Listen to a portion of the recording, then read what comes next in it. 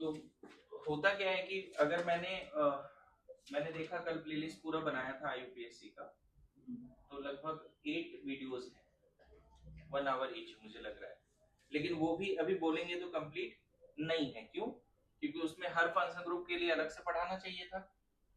अरे ये सुनो, लेकिन वो काम मैंने आप पे छोड़ा कि नहीं चलो ठीक है ये करेंगे और डाउट के हिसाब से धीरे धीरे कंप्लीट करेंगे, क्योंकि वो काम एक्चुअल में आपको करना चाहिए।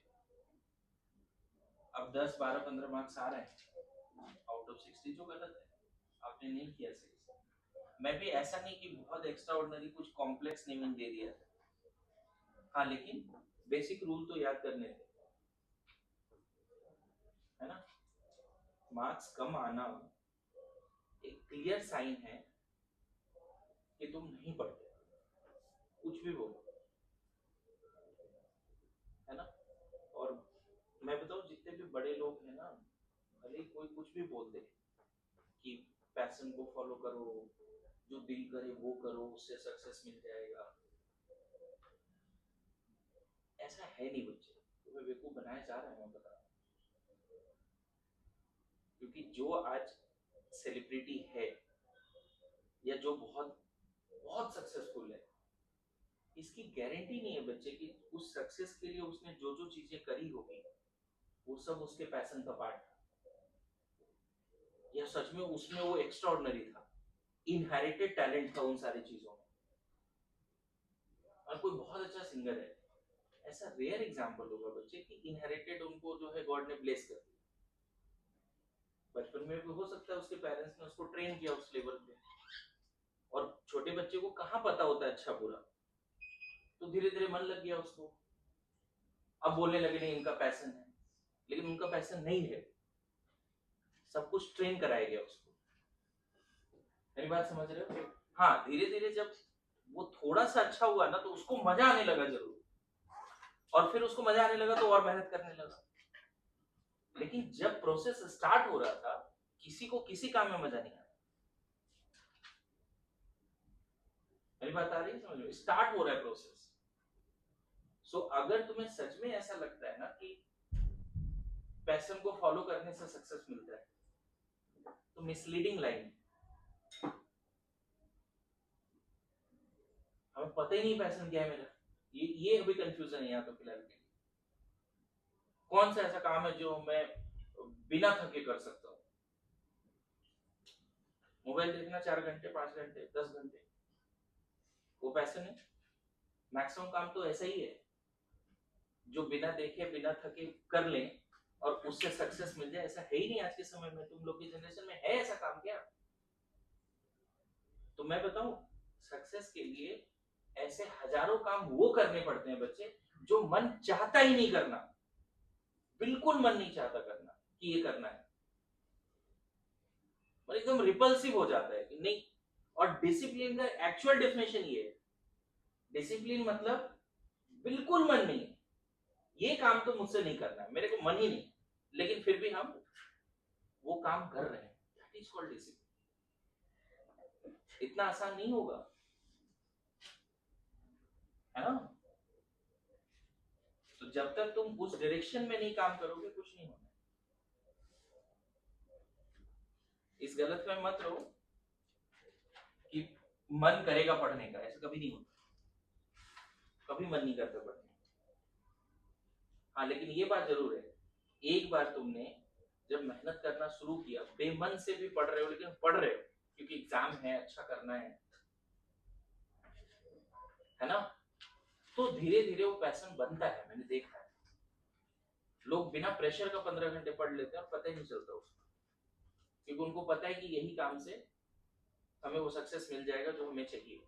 और मैं बार बार ये लाइन बोलता हूँ बच्चे कि इस लाइन को छोटा करना है, कोई लाइन को छोटा करना है तो उसके सामने बड़ा लाइन आपको खींचना पड़ेगा, और इसके लिए 100% आप रिस्पॉन्सिबल हो। ये तुम्हें ही करना है, एक्सटर्नल फैक्टर हम कितना ही दे देंगे तुम्हें,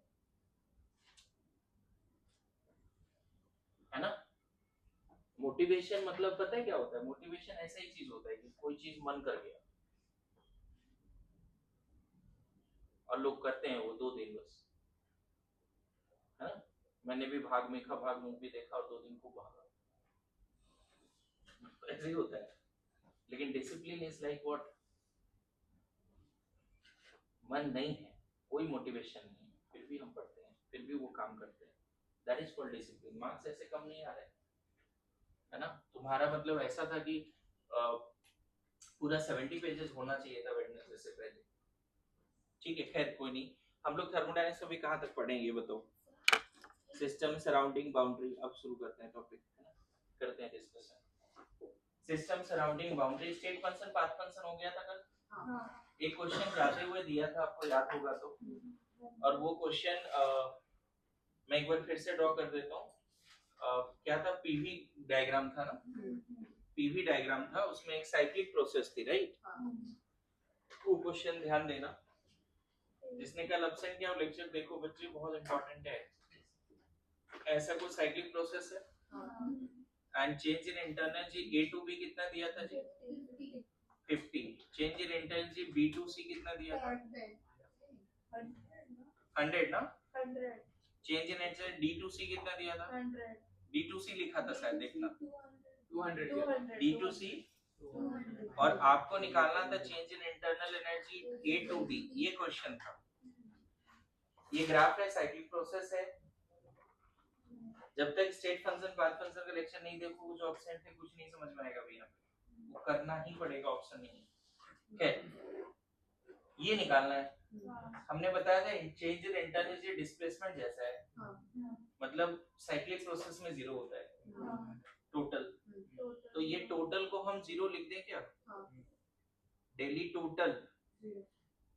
लेकिन डेली टोटल को हम लिखते क्या है, अगर जीरो तो है, लेकिन अगर कोई साइक्लिक प्रोसेस बहुत सारे पार्ट में डिवाइडेड है, अगर साइक्लिक प्रोसेस बहुत सारे पार्ट में डिवाइडेड है, तो हम हर पार्ट में चेंज इन स्टेट फंक्शन का समेशन भी जीरो बोलेंगे। टोटल जीरो है, और टोटल का वैल्यू किसके बराबर होता है, हर पार्ट में जो चेंज इन इंटरनल उसके समेशन के बराबर होता है। तो डेली कितना लिखेंगे, सी टू डी, डेली कितना लिखेंगे, डी टू ए। देखो सीक्वेंस है, फॉलो करना। एक मिनट, यहाँ से यहाँ चल रहे हैं, इसलिए ए टू बी लिखा। एरो साइन देखो, साइक्लिक ऐसा है ना, ऐसा साइकिल है, ऐसा नहीं है। अब ऐसा नहीं कि यहाँ से यहाँ गए, फिर यहाँ से यहाँ गए, फिर ऐसे चल रहे हो, ऐसे नहीं चलना है, डी टू सी नहीं चलना है। मेरी बात समझ रहे हो, A to B, A to B, फिर B to C, B to C, फिर C to D, C to D. पता चला यहाँ तू लिख रहा है डी टू सी, गलत हो जाएगा। फिर पूरा एक सर्कल बनना चाहिए, आ रहा है समझ में। और आपको पता है ये टोटल जीरो होता है, तो हम इसका वैल्यू कितना लिख दें, 50 दिया हुआ है 50, B2C भी दिया हुआ है 100। लेकिन देखो यहाँ C2D नहीं दिया है, D2C दिया है। और कल ये प्रॉपर्टी लिखाया था बच्चे कि डेली अगर D2C पता है तो C2D उसका नेगेटिव हो जाता है। कल ये प्रॉपर्टी लिखाया था। स्टेट फंक्शन में लिख पाते हैं, पाथ फंक्शन में नहीं लिखते। वर्क डन अगर D2C 200 होता तो C2D वर्क डन 200 नहीं बोलते, -200 नहीं बोलते, वही तो समझा। स्टेट फंक्शन में बोलते हैं ऐसा, स्टेट फंक्शन में ये जरूर बोलते हैं कि A to B अगर 100 है तो B to A -100 होगा स्टेट फंक्शन में। अरे सुनो, पाथ फंक्शन में ऐसा नहीं बोलते। कल क्लैरिटी थी, अगर अभी भी मान लो किसी को क्लैरिटी नहीं है, कल का लेक्चर रिवाइज करो। यहाँ पे कितना रख देंगे, -200, और इसको चलो ऐसे ही रहने देते हैं D2A। ये पूरा कितना हो गया, 0। हमें D2A तो नहीं पता ना, तो अब यहाँ से डेली D2A कितना हो गया, +50। लेकिन अभी भी एक ट्विस्ट है, पूछा क्या अभी भी एक ट्विस्ट है, क्वेश्चन में बड़ा मजेदार है ना। देखो आया तुम्हारा D2A, लेकिन पूछा क्या है, तो डेल जो फाइनल आंसर होगा वो -50 होगा। This is correct answer. देख लीजिए, आया समझ में। एनीवन जो इस क्वेश्चन को कर लिया हो, ये आंसर आया हो, आया था ये आंसर। तुम लेक्चर देखे थे क्या? नहीं, तो समझ आ गया अपने ड्रॉप। अच्छा भी समझ में आ गया, फिर भी लेक्चर देखना पड़ेगा, है ना। अब बताओ, ये क्वेश्चन करते तो थोड़ा फील गुड तो होता ही, है ना।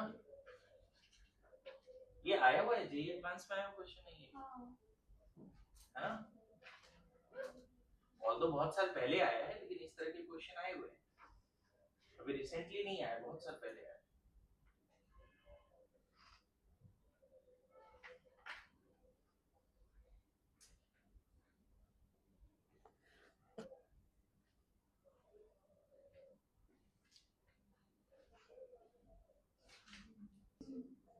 ठीक है, नेक्स्ट लिखो स्टेट फंक्शन, पाथ फंक्शन तो हो गया, वो समझ भी गए आप लोग, उसके सारे प्रॉपर्टीज भी समझ गए, 3-4 पॉइंट। साइक्लिक में क्या जीरो था, स्टेट फंक्शन या पाथ फंक्शन?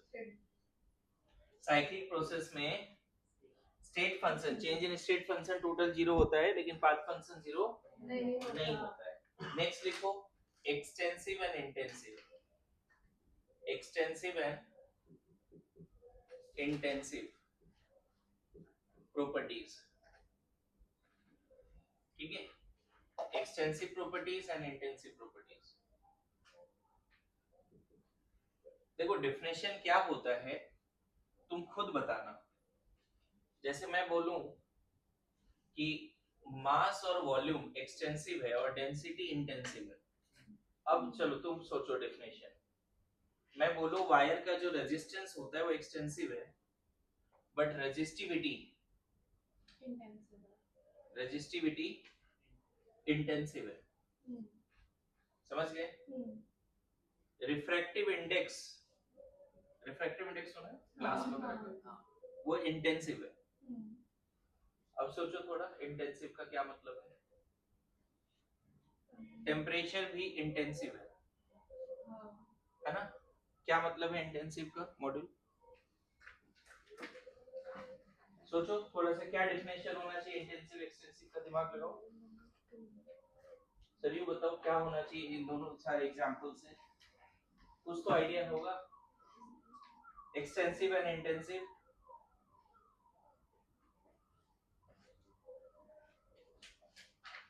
देखो सिस्टम का वो प्रॉपर्टी ध्यान रखना, मैं बता देता हूँ, थोड़ा आइडिया लग रहा है कुछ भी ऐसा? बोलो बोलो अगर कुछ लग रहा है बताओ। रेजिस्टेंस जो होता है वो for a wire for a material है, but resistivity per unit length के लिए है। तो सही है। और कुछ ऐसा? देखो कोई भी सिस्टम का वो प्रॉपर्टी जो सिस्टम के शेप साइज वॉल्यूम मास पे डिपेंड करे वो एक्सटेंसिव है, और किसी भी सिस्टम का वो प्रॉपर्टी जो सिस्टम के शेप साइज वॉल्यूम मास वगैरह पे डिपेंड ना करे, उसके डायमेंशन पे डिपेंड नहीं करे, क्वांटिटी ऑफ सिस्टम पे डिपेंड ना करे, उसमें कितना मोल है उस पे डिपेंड ना करे, वो इंटेंसिव है। मेरी बात समझ लो, जैसे मान लो वी ऑल आर सिस्टम, तो हम सब का मास अलग है, मास एक्सटेंसिव है, हम सब की हाइट अलग है, वॉल्यूम अलग है, वो सारे एक्सटेंसिव है ना, वॉल्यूम मास लेंथ है ना, एरिया, क्लियर है? लेकिन बताओ हम सब में क्या कॉमन है अगर कोई बोले तो, मतलब थोड़ा थर्मोडायनेमिकली बोले तो बॉडी टेम्परेचर सबका सेम है, किसी का मास क्या है उससे क्या फर्क पड़ता है, सबका बॉडी टेम्परेचर सेम है, very good. As a system और क्या सेम है हम लोगों में, हम लोग सब अलग अलग सिस्टम है, हमारी अपनी मास वॉल्यूम सब अलग है, फिर भी कुछ चीजें हमारा कॉमन है, समझ रहा? जैसे मान लो सबके ब्लड का कलर कॉमन है ना सब में, मैं ये बोलूं मेरा हाइट ज्यादा, मेरा ज्यादा रेड होगा ब्लड, ऐसा बोलेंगे? अरे बोलो, अरे यस नो। तो ऐसा कोई भी प्रॉपर्टी ऑफ सिस्टम जो सिस्टम के मास वॉल्यूम लेंथ डायमेंशन से इंडिपेंडेंट हो, जैसे ये बताओ तुम लोग के सारे वाटर बॉटल में वाटर है, तो जो वाटर है उसका मास अलग अलग होगा, सबके पास ये सेम होगा? अलग अलग होगा, लेकिन सबके वाटर बॉटल में जो वाटर है उसकी कलर, उसकी डेंसिटी, क्या ऐसा बोलेंगे इसके वाटर बॉटल में जो वाटर है उसका डेंसिटी 2 ग्राम पर ml है और इस इधर 1 ग्राम पर ml है? हाँ ऐसा बोलेंगे इसका ब्लड का डेंसिटी अलग है इसका अलग है? ब्लड ही नहीं है। हाँ ऐसा बोले क्या? डाइट पे है तू? तू पढ़ाई से डाइट कर रहा है, मुझे ऐसा ही लग रहा है। खैर, तो लिखिए डेफिनेशन लिखिए, यहां से देख के लिख लीजिए 77 पेज से, और ये सारे एग्जाम्पल भी लिखिए सारे। The properties of system which are independent of matter, size and mass present in the system are called intensive.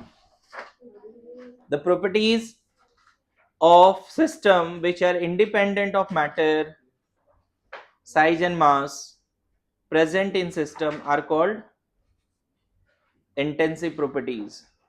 और इधर क्या लिखोगे?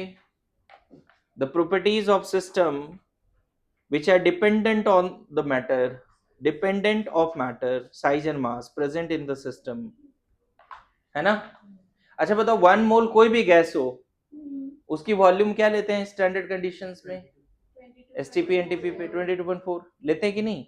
तो मोलर वॉल्यूम, मोलर मास, बताओ वाटर का 1 मोल का मास, जैसे तुमने बोला पर यूनिट होता है जनरली, तो जनरली पर यूनिट या पर मोल वैल्यू तो फिक्स हो जाती है, पर यूनिट या पर मोल वैल्यू फिक्स हो जाती है ना? तो देखो ना, इंटेंसिव के बहुत सारे दिए हुए हैं बच्चे, ये सब लिखना है इंटेंसिव में। पीएच है, ऑल यूनिट ऑफ कॉन्सेंट्रेशन है ना? PH, all unit of concentration, molarity, normality, molality, mole fraction, है ना? प्रेशर, है ना? प्रेशर लिख सकते हो। अच्छा बताओ, boiling point, freezing point, melting point, ये सब क्या मास के सब्सटेंस पे डिपेंड करेगा क्या? सब्सटेंस के मास पे नहीं। वाटर की बॉइलिंग पॉइंट 10 लीटर वाटर है, 5 लीटर वाटर, 1 ड्रॉप वाटर है, बॉइलिंग पॉइंट क्या होगी हमेशा? 100 डिग्री से। अरे आ रहा है समझ में? हाँ। तो बहुत सारे पॉइंट्स हैं जो इंटेंसिव है। एक और आइडिया समझाता हूँ इंटेंसिव का।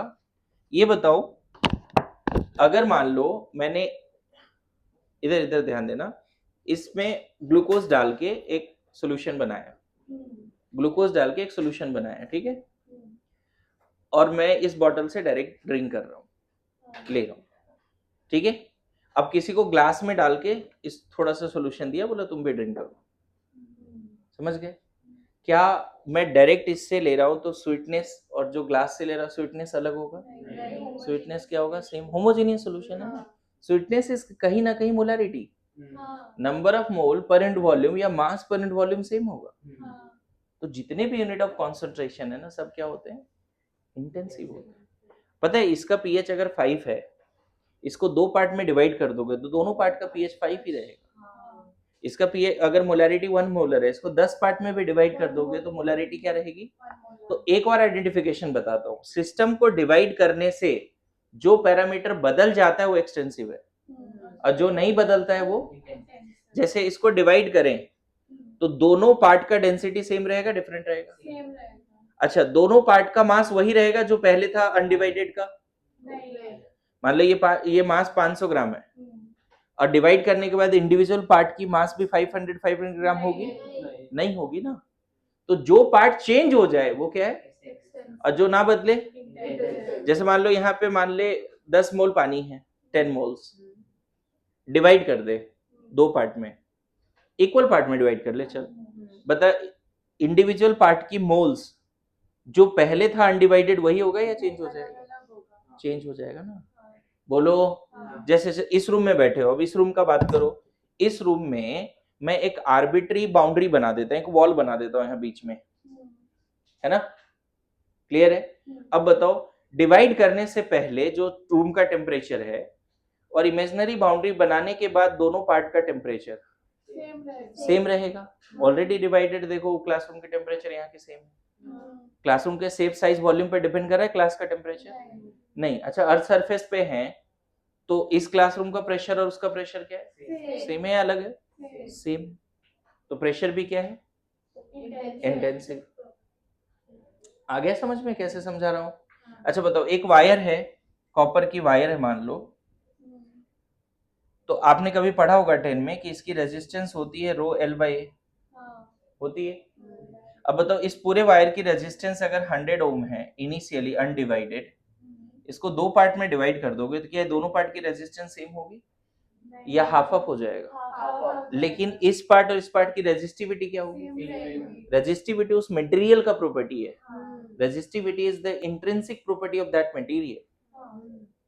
हाँ, कॉपर का वायर है और गोल्ड का वायर है तो रेजिस्टिविटी सेम नहीं होगी, लेकिन कॉपर का वायर का 1 सेंटीमीटर लो, 10 सेंटीमीटर लो, 10 मीटर लो, सबकी रेजिस्टिविटी क्या होगी?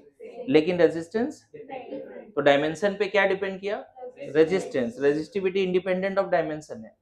तो किसी चीज को डिवाइड करने से अगर कुछ चीजें बदल जाए तो एक्सटेंसिव, जो ना बदले इंटेंसिव। पता है थर्मोडायनेमिक्स में जो E है, H है, S है, G है, ये सब एक्सटेंसिव है, क्योंकि टोटल एनर्जी उस सब्सटेंस के मास पे डिपेंड करेगा। तुम बताओ 1 लीटर पेट्रोल और 2 लीटर पेट्रोल की एनर्जी सेम होगी? तो एनर्जी एक्सटेंसिव है, लेकिन एनर्जी पर यूनिट वॉल्यूम वो इंटेंसिव हो जाता है, पर ग्राम या पर मोल। यहाँ पे आगे पढ़ेंगे थर्मोडायनेमिक्स कैलोरिफिक वैल्यू, जिसको फ्यूल वैल्यू बोलते हैं, वो हमेशा इंटेंसिव होता है।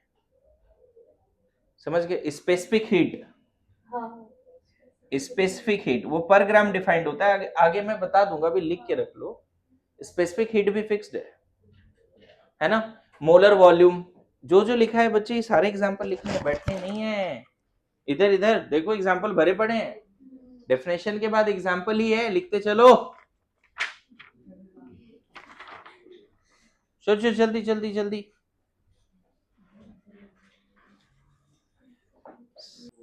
ठीक है, बताओ कौन सा क्वेश्चन है, दिखाओ।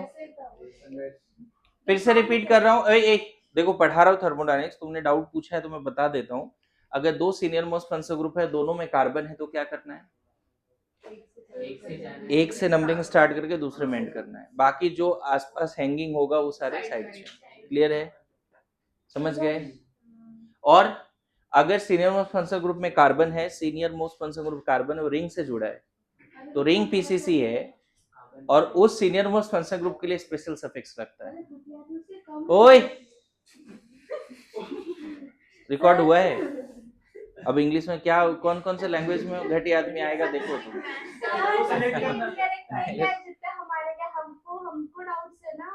हाँ ठीक है ना, आराम से वो बिना लाइन बोले भी बोल सकते हो।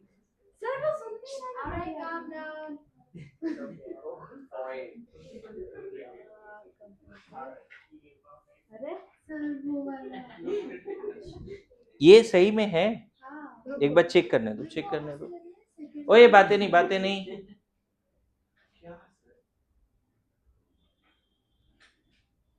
अभी एक क्वेश्चन ऐसे ही आर्य ने अच्छा क्वेश्चन बना दिया, ये क्वेश्चन देखो। हाँ मैं बोल रही थी इधर दो। क्या एग्जैक्टली वही है बच्चे? नहीं, अरे देखो देखो देखो, ये क्वेश्चन बना दिया आर्य ने, बोला इसका नेमिंग बताइए। तो यहाँ पे देखो 3 बार सीनियर आ गया, CN CN CN, देख रहे 3 बार आ गया ना। तो हम ऐसा नहीं कर सकते यहाँ से नंबरिंग स्टार्ट करके यहाँ एंड करें, या यहाँ से स्टार्ट करके यहाँ एंड करें। 2 बार आता है तब वो रूल लगाना है, 3 बार आया तो आप क्या करो, सबको छोड़ दो, इसको पीसीसी बना दो, तीनों सीनियर को छोड़ दो, ये पीसीसी हो गया, बोलो। अब ये तीनों सीनियर है, ये साइड चेन है, तो हम इसको बोल देंगे 4 ब्रोमो, 4 ब्रोमो ब्यूट 2 इन, ब्यूट 2 इन पूरा ही लिख देते हैं। फिर देखो लिखेंगे 1,1,4 ट्राई, नाइट्राइल नहीं बोलना पड़ेगा, क्या बोलना पड़ेगा? क्योंकि इन सब का कार्बन पीसीसी का पार्ट नहीं है, तो ट्राई कार्बो नाइट्राइल। मिला क्वेश्चन जी? हाँ, एक क्वेश्चन और है, बीच में रिंग बना रहे थे सर, यही सब प्रॉब्लम है ना, इसीलिए मैं नहीं इंटरटेन कर रहा हूँ, मुझे पता है कि कुछ गड़बड़ है।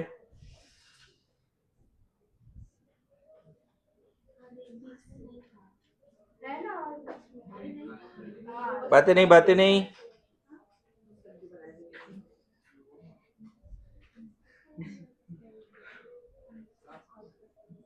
यही है ना?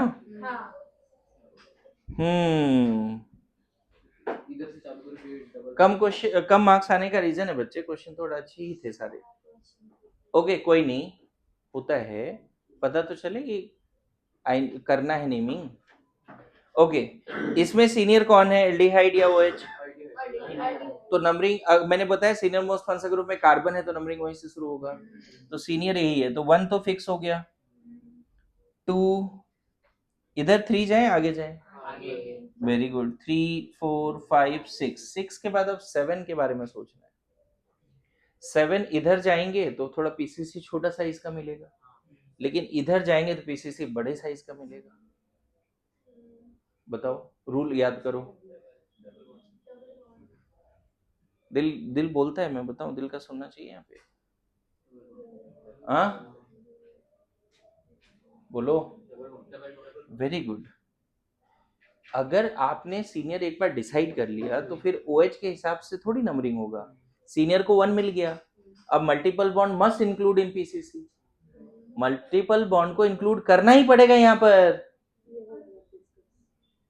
मैडम ये अब सीनियर मोस्ट फंक्शनल ग्रुप नहीं है कि इधर जाना है हमें, ये पूरा साइड चेन हो गया अभी, ये जूनियर है, अब एक सीनियर है उसको प्रायोरिटी दे दिया, तो अब सीनियर ये नहीं है, सीनियर कौन है, अल्कीन। और सर पीसीसी की नेमिंग अगर मल्टीपल बॉन्ड हो ऐसे करनी है, उसको लोएस्ट मिले और बड़ा चेन मिले, उसको लोएस्ट मिले और बड़ा चेन मिले, तो इधर अगर चल गए तो बड़ा नहीं मिल पा रहा है ना, वही तो समझा रहा हूं, बड़ा चेन नहीं मिल पा रहा है। अब चेन को बड़ा करने के लिए इधर अगर चल जाते तो फिर रूल वायलेट हो जाता कि PCC must contain multiple bond. पता है कभी कभी पीसीसी में मल्टीपल बॉन्ड को इंक्लूड करने के लिए पीसीसी का साइज छोटा भी रख दिया जाता है। क्लियर है? जैसे देखो यहां पे देखो, ये वाला पार्ट मान लो ऐसा है,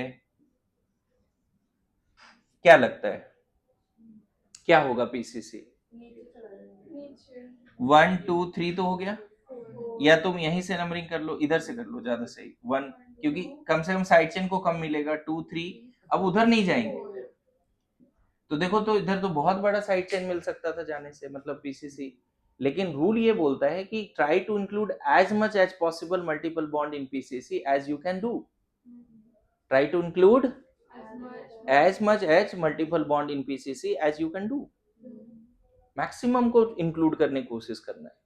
तो यहाँ पे हमें कंपल्सन था कि सीनियर मोस्ट फंक्शनल ग्रुप में कार्बन है और उसको 1 देना है, तो 1 के बाद 2 3 4 ऐसे ही जाएंगे। 6 आने के बाद अब हम रिकॉल करेंगे कि हम लॉन्गेस्ट ढूंढे या मल्टीपल बॉन्ड को पीसीसी में इंक्लूड करें, तो दिल बोल रहा है कि रूल तो ये है भाई, मल्टीपल बॉन्ड को इंक्लूड करिए। अब इसका नाम देखो क्या लिखेंगे, ये पूरा साइड चेन हो गया बच्चे। अब पीसीसी साइड चेन का वो कार्बन जो पीसीसी से डायरेक्टली जुड़ा है, वो 1, ये 2, ये 3, ये 4, देखना देखना अभी ध्यान देना। 2 पे क्या है, 2 पे एक मिथाइल भी है, और इस पूरे का नाम क्या होगा पता है, 3 हाइड्रोक्सी ब्यूटाइल। 3, पता है इसका नाम है। 6 पे क्या ग्रुप है, बाद में अल्फाबेटिकली डिसाइड कर लेंगे। 6 पे है 3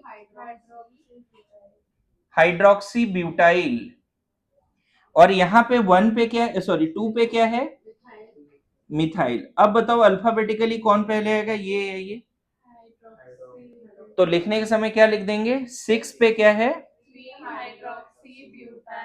3 हाइड्रोक्सी ब्यूटाइल 2 मिथाइल, है ना, हेप 6 इन 1 अल,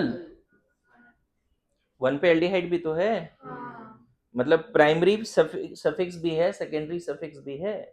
हेप्ट टोटल 7 कार्बन का पीसीसी है, तो हेप्ट वर्ड रूट, लेकिन उस पीसीसी में 6 पे अल्कीन है, इसीलिए 6 पे इन और 1 पे एल्डिहाइड है, और एल्डिहाइड के कार्बन से नंबरिंग स्टार्ट हुआ है, तो कार्बाल्डिहाइड नहीं बोलेंगे, क्या बोलेंगे, अल। बोलो, तो ये तुम्हारा करेक्ट नेमिंग हो गया। तो मैं क्वेश्चन इस अंदाज में फ्रेम किया बच्चे कि तुम वो सारे रूल को रिकॉल करो कि भाई पहले फंक्शनल ग्रुप में कार्बन है तो उसको मिनिमम दो, है कि नहीं, सीरियल में फंक्शनल ग्रुप पर उसको कार्बन है, नंबरिंग वहीं से शुरू हो जाएगी। तो क्वेश्चंस अच्छे थे, ऐसा नहीं, ठीक है, यहां तक समझ गए। खैर चलो, हाँ और भी थर्मोडायनेमिक्स नहीं पढ़ाने दोगे? थर्मोडायनेमिक्स नहीं पढ़ाने दोगे?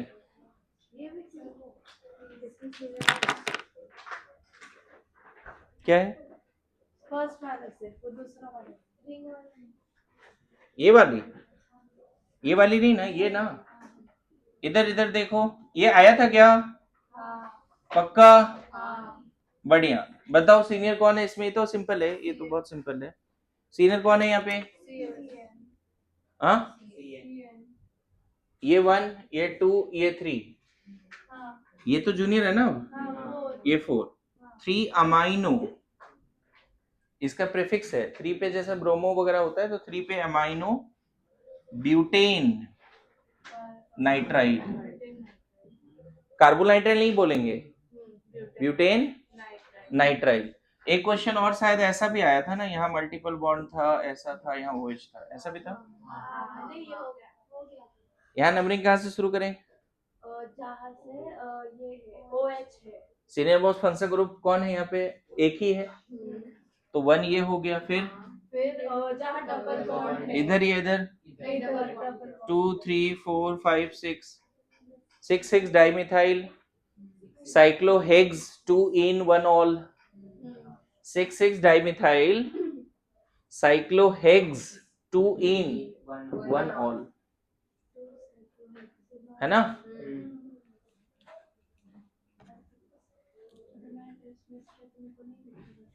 समझ गए? देखो क्या है, मैं बताऊं, टेस्ट पेपर रिक्वेस्ट कर लेना, जिन्होंने मिस किया है वो पेपर ले लो, क्वेश्चंस अच्छे हैं तो प्रैक्टिस करो, प्रैक्टिस तो करना ही पड़ेगा, है ना? और दूसरा ये बात है कि एग्जाम खराब गया है, इट डजंट मीन कि मतलब हमने नहीं पढ़ा है, ऐसा नहीं सोचना है, प्रैक्टिस कम हुआ है, गेटिंग माय पॉइंट? प्रैक्टिस कम हुआ है, जितना रिक्वायर्ड प्रैक्टिस है उतना नहीं हुई। तुम लोग को मैं बता दूं सच्चाई जिंदगी का, ऐसा लाइन बोलूंगा ना समझ में आ जाएगा कि हाँ यही जिंदगी का सच्चाई है। बोलते हैं ना, मरने के लिए ना जहर का एक घुट पीना पड़ता है, गया आदमी साफ। लेकिन सच्चाई में जीने के लिए ना हर दिन जहर का घुट पीना पड़ता है, हर दिन। मैं बताऊं ये लाइफ का ट्रूथ है, तुम्हें नहीं हो रहा विश्वास ना, अभी तुम नहीं पढ़ रहे हो, जो भी रीजन है, जब जिंदगी 5-10 साल के बाद जब पलटी मारेगी ना तुम्हारे हार्डवर्क जहां गया, उस समय समझ में आएगा कि जो काम मिलेगा वो करना पड़ेगा सरवाइव करने के लिए, क्या कर सकते हो। फिर पता चलेगा जहर का घूंट कैसे पीते हैं जीने के लिए, अभी थोड़ी पता चलेगा। अभी तो माँ बाप के पैसे पे मजे कर रहे हैं, मतलब मम्मी पापा को 5 स्टार सर्वेंट बना के रखे हैं, घर पे खाना सब एकदम अच्छा खाना का, साफ सुथरा कपड़ा सब मिल रहा है, एकदम 5 स्टार सर्वेंट। एक समय आएगा वो सेवा बंद हो जाएगा, है ना? ऐसा थोड़ी जिंदगी भर, वो थोड़ी हमारे, मतलब हम लोग भी जिंदगी भर थोड़ी रहेंगे, जैसे वो भी जाएंगे हम भी कभी जाएंगे, तो वो सेवा समाप्त हो जाएगी। तो you have to be strong enough कि उस समय खुद को एकदम तैयार रखें, डिपेंडेंसी खत्म होगी एक दिन। और मैं बोल रहा था ना कि मैं स्ट्रेस नहीं देना चाहता, मैं बार बार ये बोल के स्ट्रेस कम ही कर रहा हूं तुम्हारा कि पढ़ाई करो। तुम्हें भले ये लगे कि सर बोल रहे हैं होमवर्क ये वो, डीपीपी चल रहा है, मैराथन चल रहा है, ये वो, होमवर्क, जिंदगी नरक हो गया है, लेकिन वो आगे का जिंदगी सही हो जाए उसके लिए ये सारी चीजें चल रही है। यानी तो फिर नरक क्या होता है ना वो देखना पड़ेगा। एसी में बैठ के आराम से 12-15 घंटे पढ़ाई नहीं हो रहे हैं तुमसे, है ना? जो सबसे सिंपल टास्क है, इससे सिंपल हो ही नहीं सकता टास्क। खैर, एक्सटेंसिव इंटेंसिव समझ में आ गया सबको? क्या होता है एक्सटेंसिव एंड इंटेंसिव? पक्का बोलो। पूरा एग्जाम्पल लिखा। अब इसी में एक पार्ट देखो क्या है, ऐसा बोला जाता है, नोट में लिख लेना कि अगर x एंड y जो है एक्सटेंसिव है, मतलब कोई x एंड y जो है ना एक्सटेंसिव पैरामीटर्स है, जैसे मान ले ये मास है ये वॉल्यूम है, ऐसा कुछ x एंड y अगर इंटेंसिव है, सॉरी एक्सटेंसिव है, तो x प्लस वाई या x माइनस वाई भी एक्सटेंसिव ही होगा। जैसे मास को मास से ऐड करते, ये पता है यूनिट एंड डायमेंशन पढ़ा होगा, मास को वॉल्यूम से थोड़ी ऐड करते हैं, है ना, डिस्टेंस को डिस्टेंस ऐड करते हैं, मास को मास से, मोल को मोल से। तो मास मास ऐड करोगे तो मास ही मिलेगा ना, सब्ट्रैक्ट करो या ऐड करो मास मिलेगा, और मास एक्सटेंसिव है।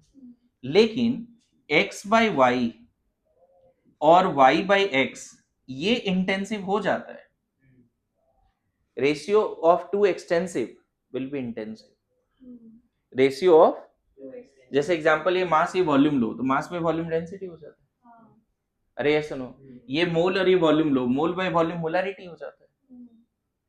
तो ratio of two extensive, dy by dx भी बोल सकते हो, dx बाई dy भी बोल सकते हो, ये सब क्या हो जाएगा।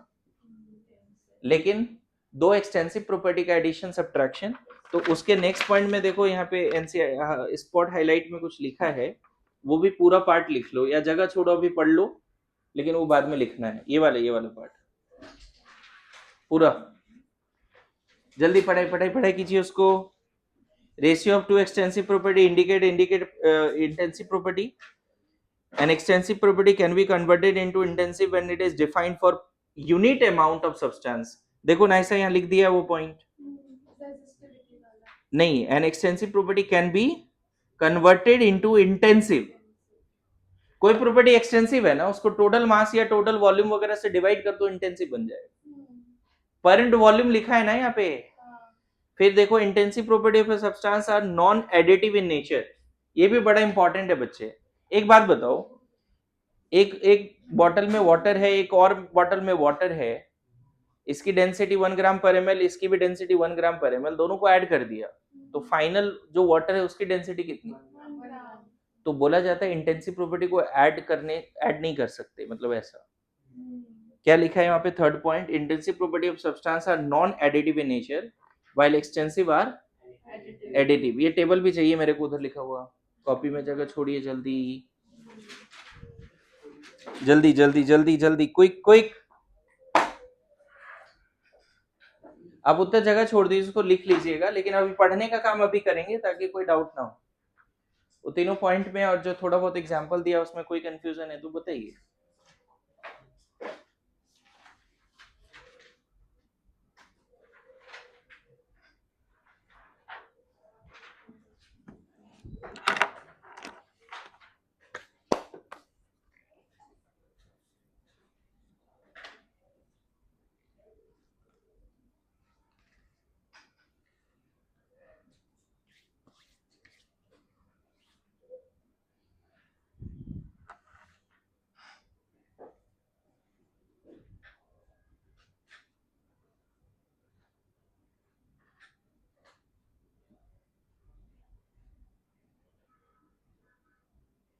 डन सिद्धांत।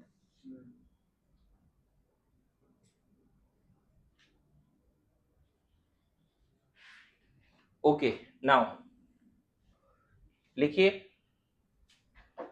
थर्मोडायनेमिक इक्विलिब्रियम, हेडिंग दो थर्मोडायनेमिक इक्विलिब्रियम। क्या मतलब है थर्मोडायनेमिक इक्विलिब्रियम का। दो तरह से बातें यहां समझाएंगे। कोई एक सिस्टम है, मान लो गैसियस सिस्टम ही है, a system itself at thermodynamic equilibrium, ऐसा हो गया। दूसरा बोल सकते हैं कोई सिस्टम सराउंडिंग के साथ थर्मोडायनेमिक इक्विलिब्रियम पे है या नहीं। सिस्टम है और सराउंडिंग है। एंड तीसरा यहाँ पे ऐसा बोलते हैं कि दो सिस्टम आपस में थर्मोडायनेमिक इक्विलिब्रियम पे है या नहीं। बड़ा सिंपल है यहाँ पे, है ना, सिस्टम ए सिस्टम बी। देखो a system itself is said to be at thermodynamic equilibrium when all the thermodynamic parameters, है ना, n p v t e h s g, ये सब जितने भी थर्मोडायनेमिक पैरामीटर्स हैं सब वेल डिफाइंड हो और ये सब टाइम के रिस्पेक्ट में ना बदले। मेरी बात समझना, when all the thermodynamic parameters of the system, whether the properties are extensive or intensive doesn't matter, whether they are state function or a path function doesn't matter, लेकिन सारे पैरामीटर अगर अच्छे से डिफाइंड है तो सिस्टम अपने आप में बोलते हैं थर्मोडायनेमिक इक्विलिब्रियम पे।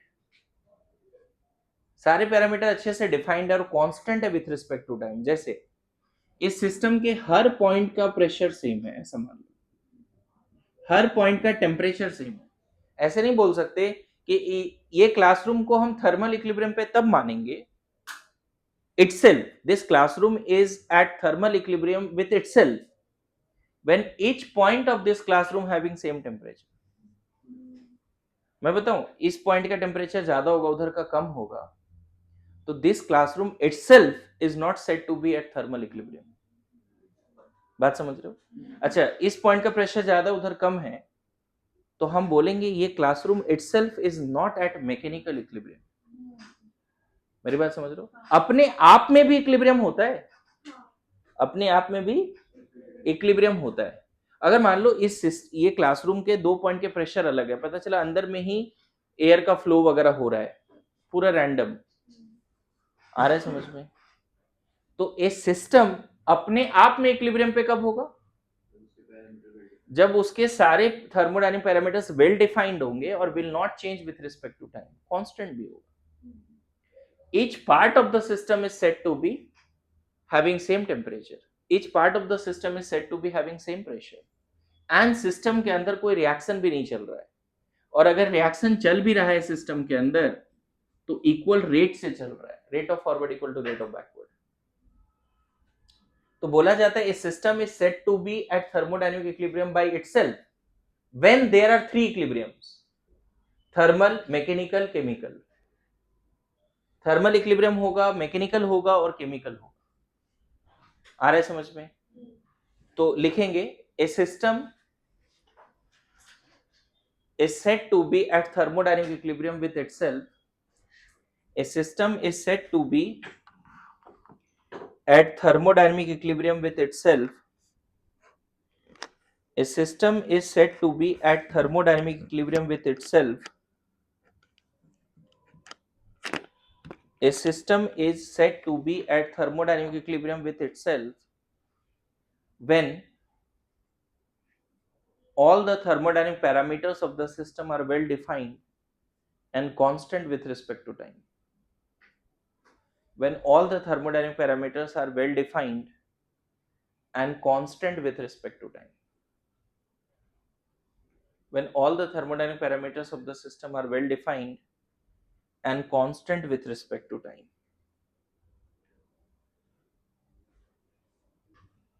Also, there must be following 3 types of equilibrium within the system. Also, there must be following 3 types of equilibrium within the system. Also, there must be following 3 types of equilibrium within the system. पहला लिखो thermal equilibrium, thermal equilibrium लिख सकते हो जज्बात, each part of the system must have same temperature. पहला क्या है? Thermal equilibrium. देखो 2 टर्म है, कंफ्यूज मत होना, एक है थर्मल इक्विलिब्रियम, एक है थर्मोडायनेमिक इक्विलिब्रियम, दोनों अलग अलग चीजें हैं, ठीक है? थर्मल इक्विलिब्रियम का मतलब बस टेम्परेचर सेम, लेकिन थर्मोडायनेमिक इक्विलिब्रियम के लिए 3 इक्विलिब्रियम चाहिए। तो क्या लिखा पहला? Thermal equilibrium, each part of the system must have same. तुम नहीं लिख रही थी क्या? Each part of the system must have same temperature, that is thermal equilibrium. दूसरा लिखो mechanical equilibrium, mechanical equilibrium, mechanical equilibrium. तो क्या होगा इसमें बताओ जज्बात? Each part of the system must have same pressure, each part of the system must have same pressure, each part of the system must have same pressure. Next, chemical equilibrium, each part of the system must have same pressure. Next is chemical equilibrium.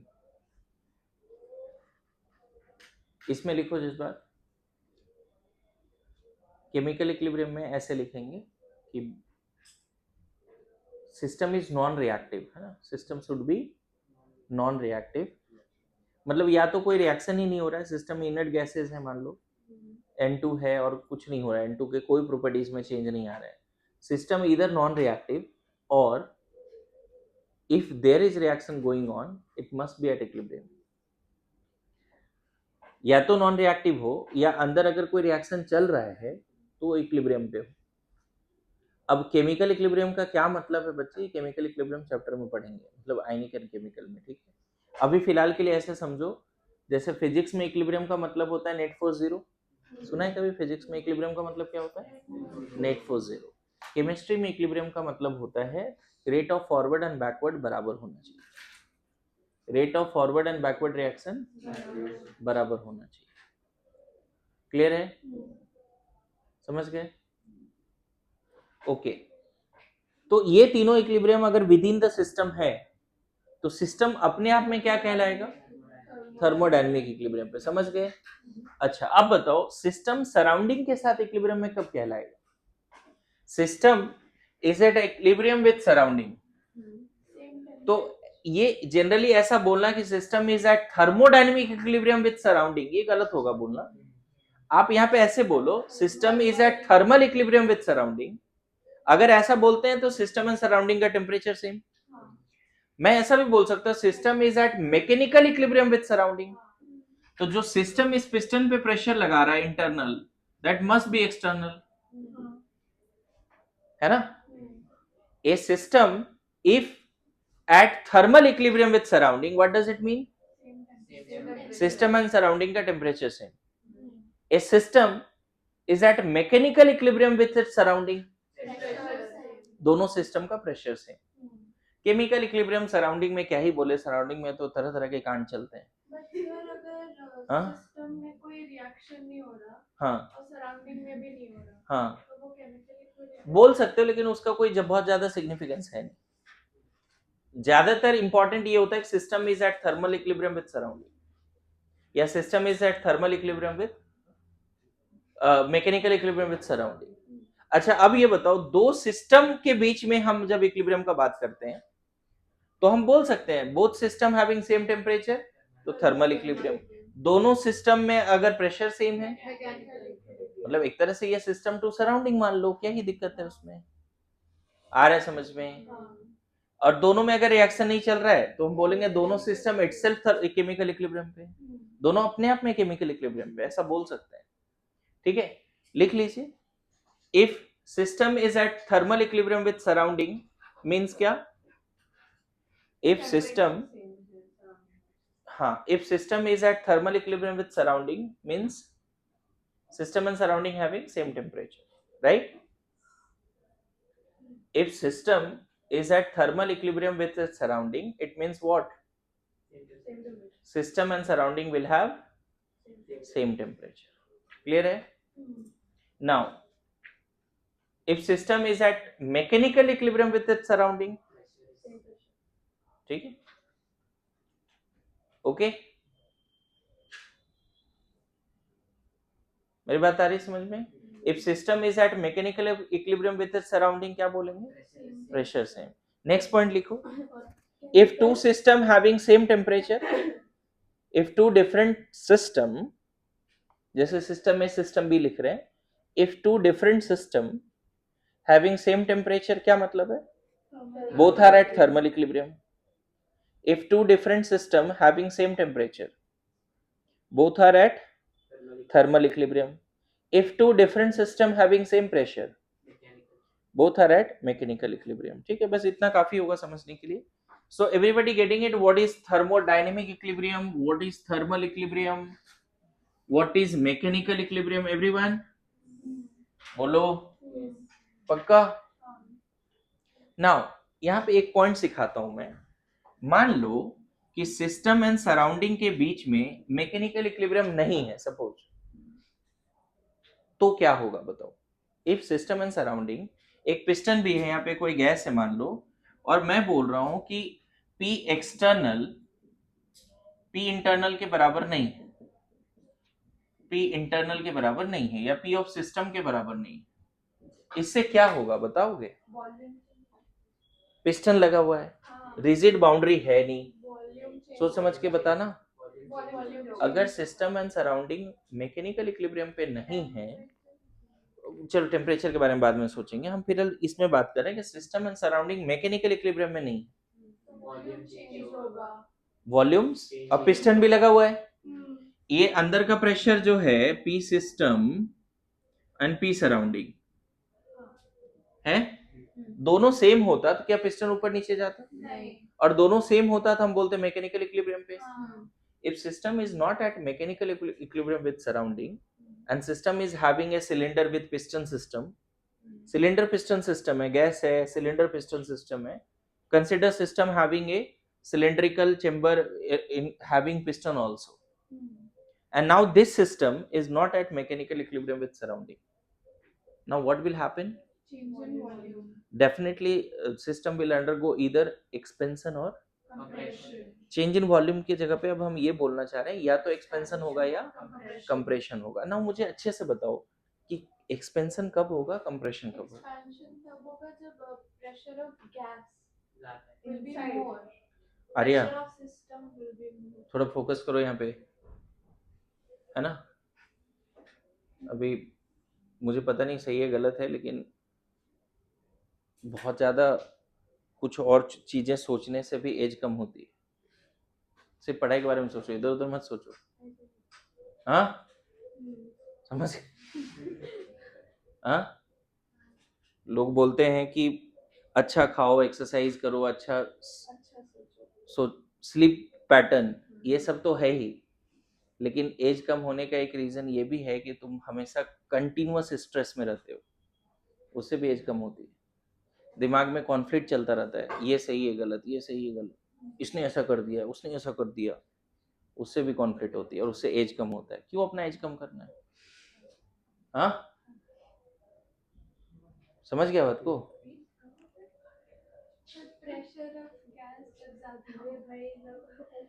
ठीक है, लिखो इसमें समझना। Consider a system having gas along with the piston. Consider a cylindrical gaseous system fitted with a piston. Consider a, लिखना है, consider a cylindrical gaseous system fitted with a piston. Consider a cylindrical gaseous system fitted with a piston.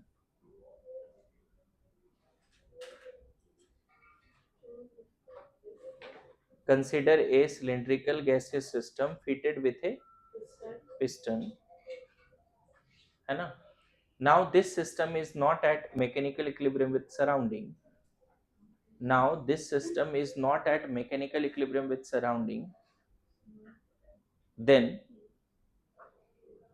now this system is not at mechanical equilibrium with its surrounding. Then there may be expansion or compression in the system.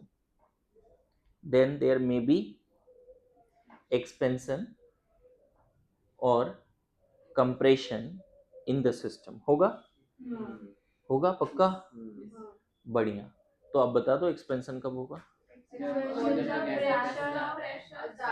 तो लिख लो, expansion is possible when pressure of system is more than external pressure, that is pressure of surrounding.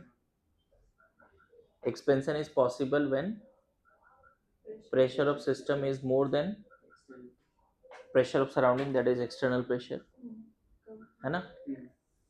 And compression is possible when P external, that is pressure of surrounding, is less than more than, हाँ, pressure of surrounding is, compression is possible when क्या? ठीक है, अब तू बता सिद्धांत, ठीक से बैठ पहले। हाँ, और मुझे बताओ एक्सपेंशन कंप्रेशन के बाद सिस्टम एंड सराउंडिंग का प्रेशर क्या होगा? अगर वो हो गया, एक्सपेंशन जहां होना था हो गया, तो आफ्टर मान लो पहले मैकेनिकल इक्विलिब्रियम में नहीं था, इसीलिए एक्सपेंशन कंप्रेशन हुआ। अब मैकेनिकल इक्विलिब्रियम मतलब जब वो हो गया तो क्या मैकेनिकल इक्विलिब्रियम पे आएगा या नहीं आएगा? आएगा पक्का। बढ़िया।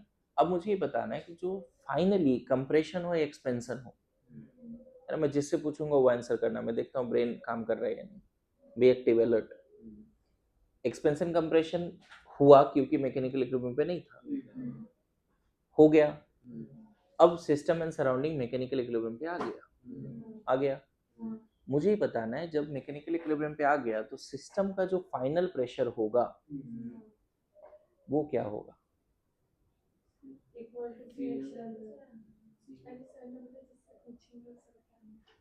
सिस्टम का जो फाइनल प्रेशर होगा, सिस्टम का जो फाइनल प्रेशर होगा क्या होगा बच्चे? सोचो सोचो। कुछ लोगों ने तुरंत आंसर किया, सोचो, बहुत बड़ी बात थोड़ी है। संघर्ष, वो बता ही नहीं पा रहे लोग। क्या सेम? क्या बोलो बोलो। हाँ, कंप्रेशन हो या एक्सपेंशन हो, बड़ा इंपॉर्टेंट पॉइंट है बच्चे। Final pressure of system is always equal to, बड़ा इंपॉर्टेंट पॉइंट है। मैं बताऊं, कंप्रेशन भी होगा, जैसे दो केसेस है, मान लो एक्सपेंशन हो रहा है, एक्सपेंशन हो रहा है कब पॉसिबल एक्सपेंशन तुमने बताया अभी? मान लो बाहर का प्रेशर 5 एटीएम है और अंदर का 2 एटीएम है, तो सॉरी उल्टा कर देते हैं, चलो इसको 10 कर देते हैं। तो इस केस में एक्सपेंशन होगा, ये समझ में आ रहा है? ये धीरे धीरे पिस्टन ऊपर जाएगा ना बच्चे, तो अंदर की प्रेशर कम होगी। लेकिन बताओ, एक बात बताओ, यहाँ कुछ भी कांड हो, क्या सराउंडिंग का प्रेशर चेंज कर दोगे? तो सराउंडिंग बहुत बड़ा पार्ट होता है, यूनिवर्स का पार्ट है। तो हमेशा जब एक्सपेंशन कंप्रेशन होगा सिस्टम के पैरामीटर्स बदलेंगे। मैं नहीं बोल रहा हूँ सराउंडिंग का बदलेगा नहीं, हो सकता है बदले, लेकिन वो हमारा सब्जेक्ट ऑफ इंटरेस्ट नहीं है। और बहुत बार ऐसा होता है सराउंडिंग के पैरामीटर बदलते भी नहीं। यहाँ एक्सपेंशन हो से सराउंडिंग को क्या फर्क पड़ रहा है? अरे ऐसा सुनो, किचन में खाना बना रहे हैं, पूरा घर का टेम्परेचर बढ़ गया, ऐसा होता है क्या? हाँ, कुकर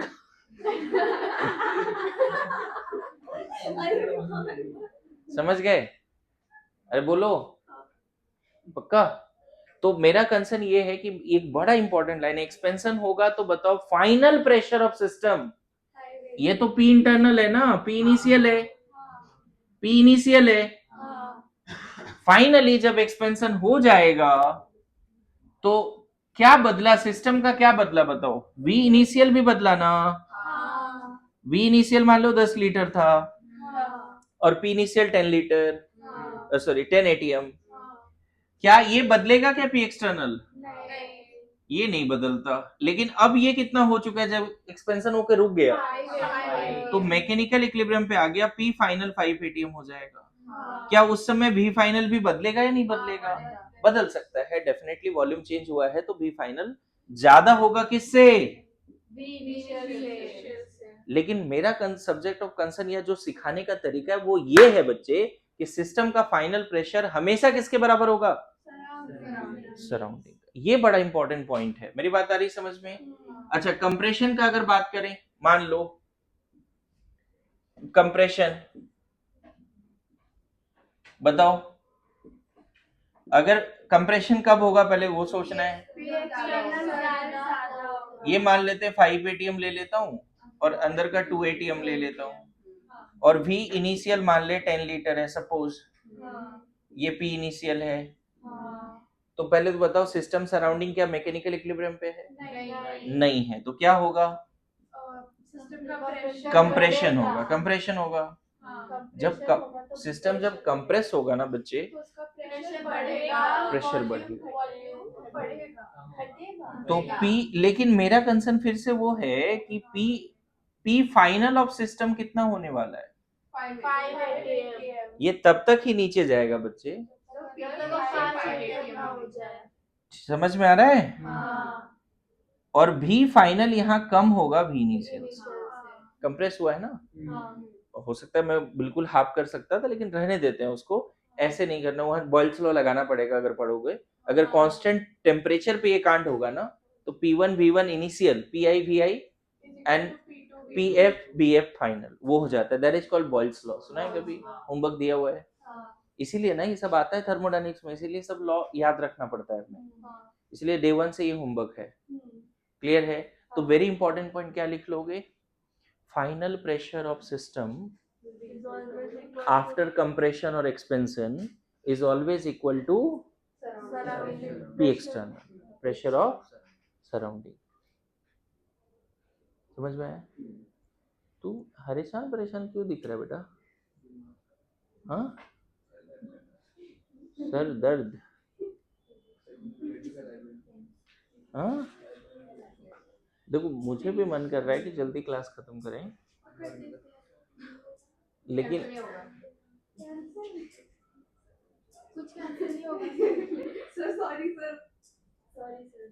तुम लोग का डीपीपी मुझे सही से शेड्यूल करना पड़ेगा, कुछ तो करना पड़ेगा। सर पहले हम लोग होमवर्क की डीपीपी, मैं तो जो दिया था डीपीपी 254,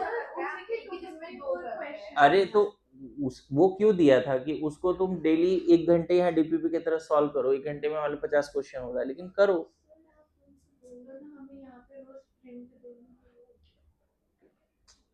ठीक है, काम एक्चुअली बहुत ज्यादा है बच्चे, और उनके पास भी काम बहुत ज्यादा है। तुम्हारे पास मॉड्यूल है ना? हाँ,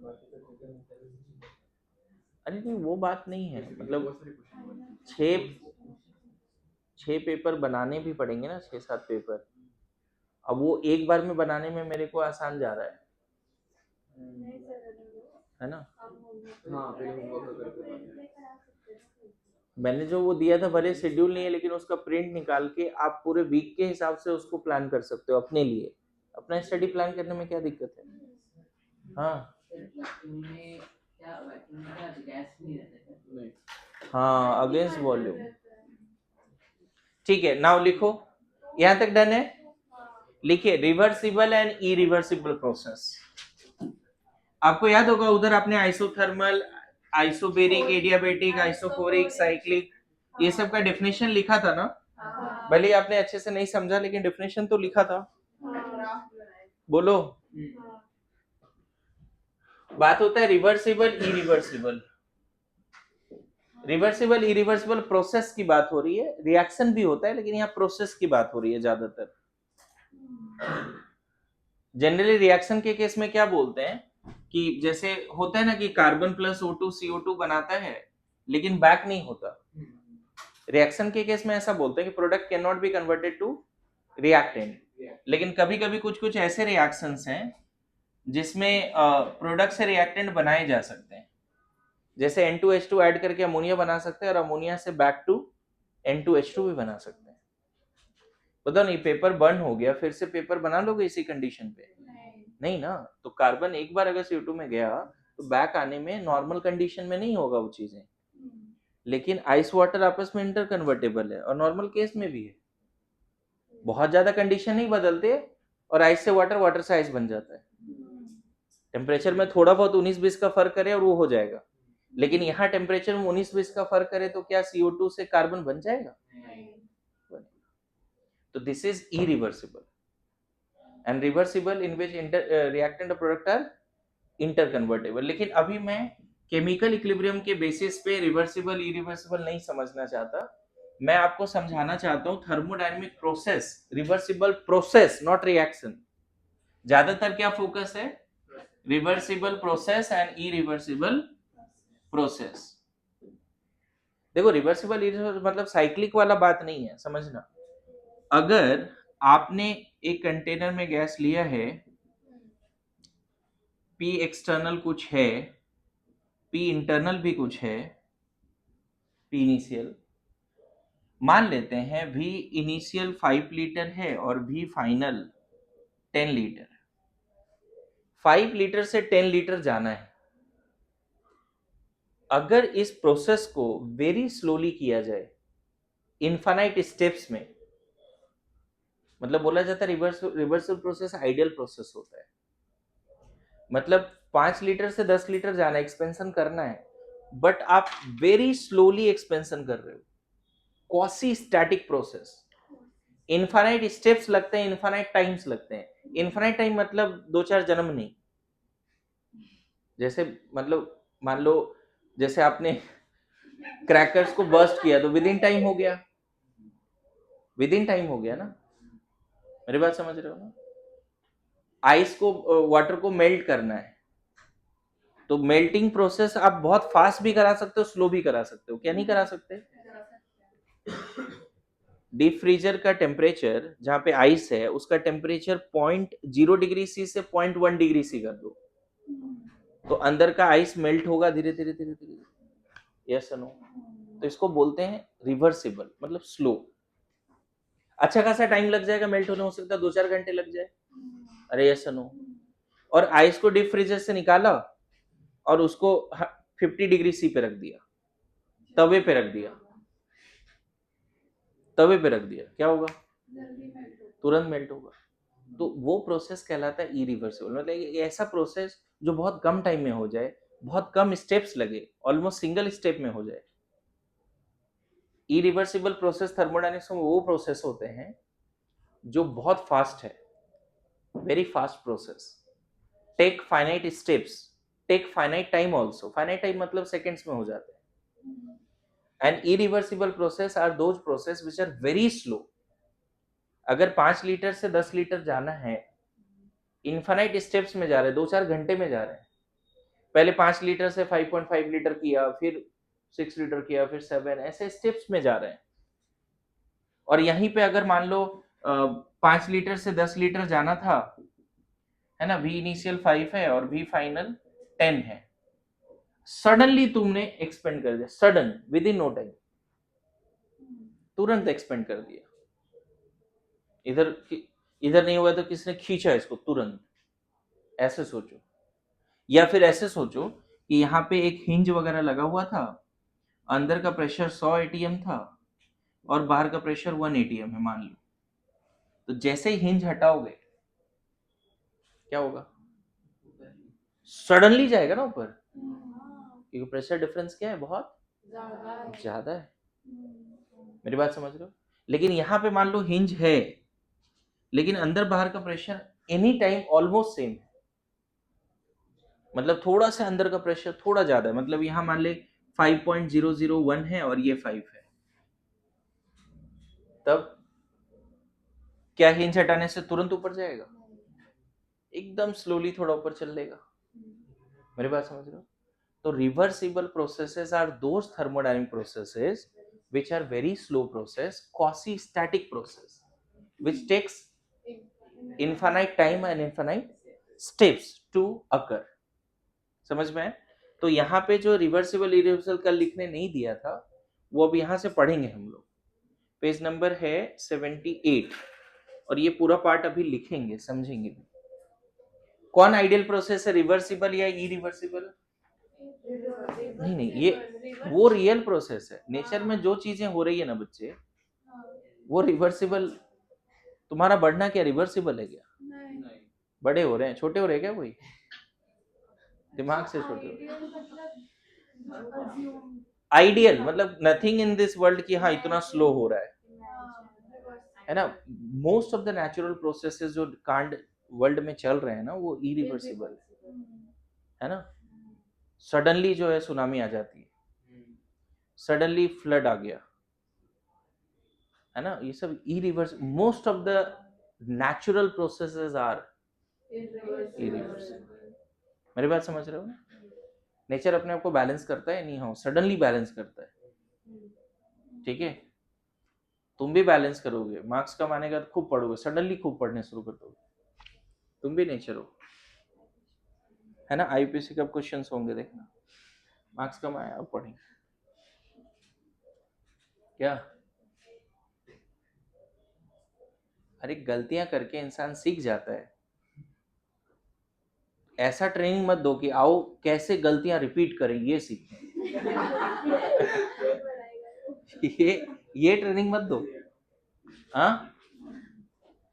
मतलब बहुत बार ऐसा होता है ना कि कोई कोई बच्चा कॉलेज गया और वहां पे कुछ हुआ और फिर ब्रेकअप हो गई, तो ये हो गया हो गई जो भी है, और ये हो गया एक गलती, और एक बच्चा ऐसा है कि उसको पता है कि ये होगा तो गलती ही है, तो करता ही नहीं वो। उस लेवल पे समझदार बनना पड़ेगा। गलतियां करके सीखें या किसी और की गलतियों से सीखें।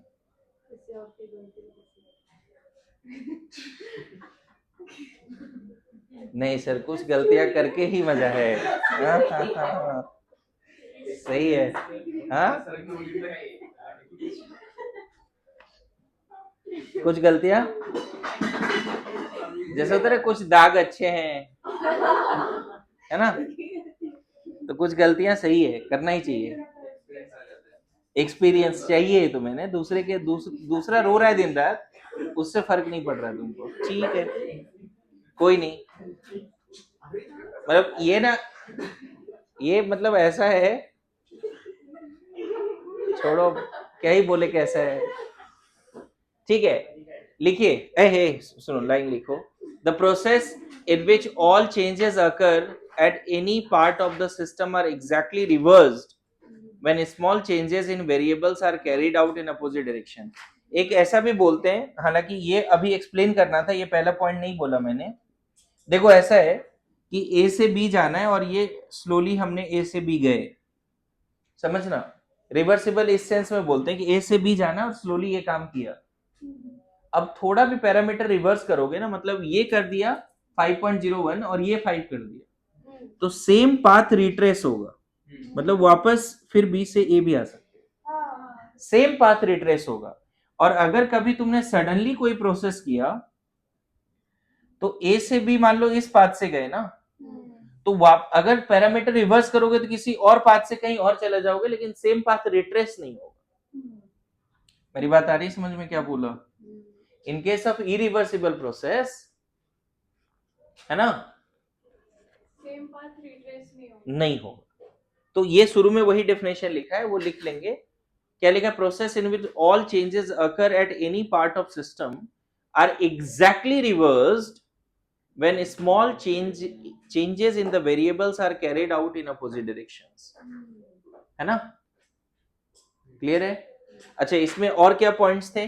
मेन पॉइंट तो ये था बच्चे, the process which are very slow, quasi static, take in infinite steps infinite times, that is reversible. Very slow, infinite time, infinite steps. Very fast, finite time, single step. अरे yes or no? फिर next point में ये लिखना था जो definition का पहला point है कि same path will be retraced when parameters are reversed, whereas here in case of irreversible process when parameters are reversed same path will not be retraced। यहाँ पे डेफिनेशन देखो लिखा है, the process in which direction of change cannot be reversed by small change in the variables। अच्छा, एक और बड़ा important point है, बताओ बहुत स्लो होने के लिए प्रोसेस, वेदर कंप्रेशन बहुत स्लो है या एक्सपेंशन बहुत स्लो है, पी एक्सटर्नल पी इंटरनल पे क्या कमेंट कर सकते हो? ज्यादा चेंज नहीं होगा। हाँ, एनी टाइम अगर प्रोसेस रिवर्सिबल है ना, तो any time P external P internal के ऑलमोस्ट बराबर होगा। बड़ा इंपॉर्टेंट पॉइंट है। पता है, एक होता है ड्राइविंग फोर्स और एक होता है अपोजिंग फोर्स। मान लो एक्सपेंशन हो रहा है तो driving force pressure of system है और अपोजिंग फोर्स एक्सटर्नल प्रेशर है। When driving and opposing force are almost same, the process will be reversible. When driving force and opposing force has infinitesimally small difference, then the process is reversible. Driving and opposing में difference बहुत infinitesimally small है। Clear है? तो यहाँ पे देखो वो point लिखा है, driving force should be infinitesimally greater और स्मॉल देन अपोजिंग फोर्स। समझ में आया? Process take place in infinitesimal small steps in many steps and take infinite time to complete.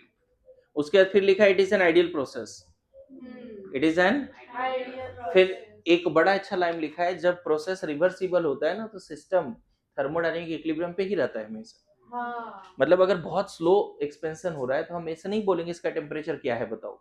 अगर प्रोसेस रिवर्सिबल है तो बिफोर एक्सपेंशन, आफ्टर एक्सपेंशन और during the expansion हमें सारे थर्मोडायनेमिक पैरामीटर पता होते हैं। लेकिन अगर सडन चेंज आया तो इनिशियल और फाइनल तो पता होगा टेम्परेचर, लेकिन ड्यूरिंग द चेंज क्या पैरामीटर है वो अच्छे से डिफाइन सडनली 5 से 10 लीटर जा रहा है, बताओ वो टाइम जो मिली सेकेंड में ये कांड हुआ, उस टाइम ड्यूरेशन में क्या टेम्परेचर था, क्या प्रेशर था,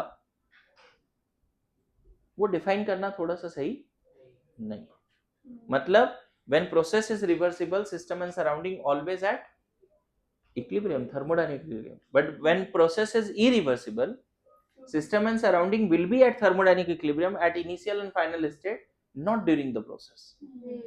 इनिशियल देखो, जब कांड शुरू हुआ उस समय तो सब पैरामीटर पता ही है, जब खत्म हो गया एक्सपेंशन तो भी सारा पैरामीटर पता है, लेकिन ड्यूरिंग द प्रोसेस यहाँ पर इनिशियल भी पता है, फर्स्ट स्टेप सेकंड स्टेप, हर स्टेप के बाद छोड़ रहे हैं ना सिस्टम को थोड़े टाइम के लिए। 5 से 10 लीटर जाना है, 100 ml बढ़ा के छोड़ दिया उसको, पहले सेटल हो जाओ, तो फिर बढ़ाया फिर बढ़ाया फिर बढ़ाया, ऐसे आ रहा है समझ में। तो ये पॉइंट जो लिखा है देखो यहाँ पे कि system is in equilibrium at any state, system हमेशा क्या रहता है, इक्विलिब्रियम पे रहता है, जबकि यहाँ लिखा है कि system is in equilibrium only at initial and final, not during the process, लिखा है ना। अब एक क्वेश्चन देता हूं कि वर्क डन किस प्रोसेस में ज्यादा होगा ये पता करके लाना है। 5 से 10 लीटर जाना है सडनली और स्लोली, कहां पे ज्यादा वर्क करना पड़ेगा, यही होमवर्क है। क्यों?